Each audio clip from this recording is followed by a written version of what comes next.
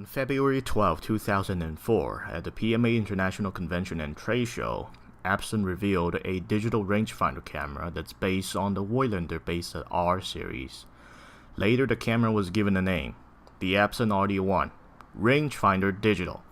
And when R-D1 was launched on March 11, 2004, nobody bought it.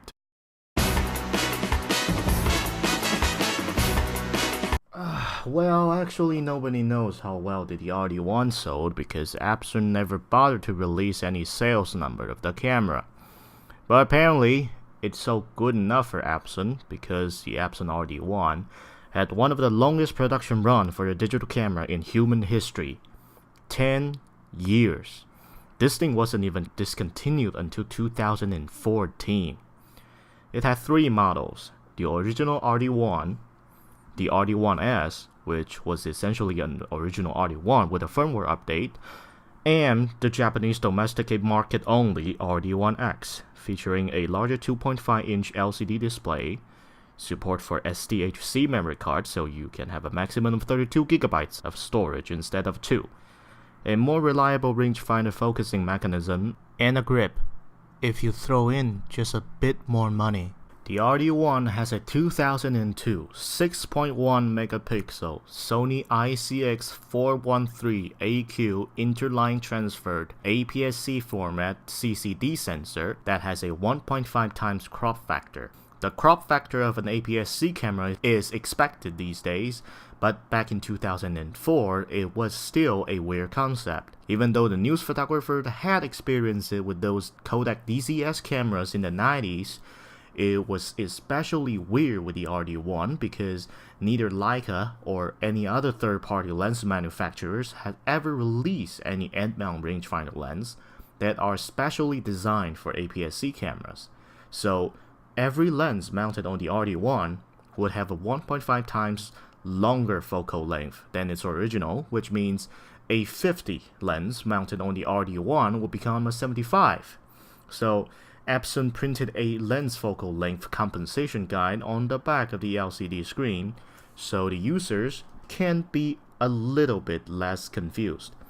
But still, given the crop factor and the fact that R-D1 only had 3 frame lines, 28, 35, and 50, and the viewfinder had no magnification, shooting anything that's wider than a 28 or longer than a 50 is almost impossible without an external viewfinder. And because the R-D1 was based on the Besa R body, which had a short rangefinder base length, that means getting things focused with telephoto lens or large aperture lens is extremely hard. And I missed a lot of shots because of this, and it was frustrating. Did I mention this? You have to manually cock the shutter every time you take a shot because, one, it's a retro and a bit of a hipster design, and both Epson and Cosina love the idea. Hell, the same design philosophy still exists till this day.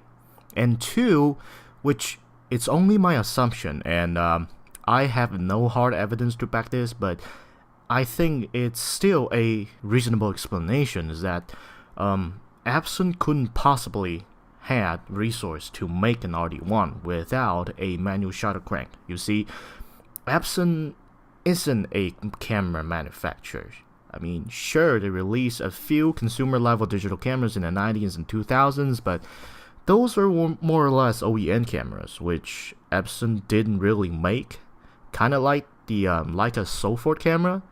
And even if they did, those early-day consumer cameras weren't really on the same level as a sophisticated interchangeable lens camera, and that's exactly why they chose to collaborate with Cosina and base the R-D1 on Besa R, and that means Epson couldn't fit a thick, electronically controlled shutter into a relatively slim camera body, so they had to make this compromise and sugarcoat it with fancy marketing terms.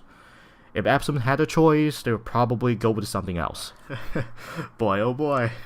That compromise made the R-D1 one of the coolest digital camera ever made. The biggest functionality of the R-D1 is the lack of one. Sure, you have your center weighted TT out light meter and aperture priority, but that was it. It doesn't even have an auto flash. There's nothing stands between you and your subject, and because the camera came out before the 6-speed coding thing was a thing, and you had to manually change the frame line every time you insert in a new lens, the camera doesn't even care what lens you're mounting on it, so you don't even need to dig into the menus to change your lens settings or whatnot. Like those newer cameras, you could mount a potato on the camera and doesn't even care. It's great. It's great. I love it. Speaking of menus, check this out. Oh, it's so cool. Oh, I love it. And this isn't purely for the looks. The needle shows how many shots you have left, and the retrograde show the battery level, the image quality, and the current white balance settings, and it can be changed without even going into the menus. You can just hold the switch to the settings you want to change and use the film rewind knob thingy on the other end to change the settings. It's just great. And apparently this dial thing was made by Seiko. I didn't even know Seiko is a parent company of Epson.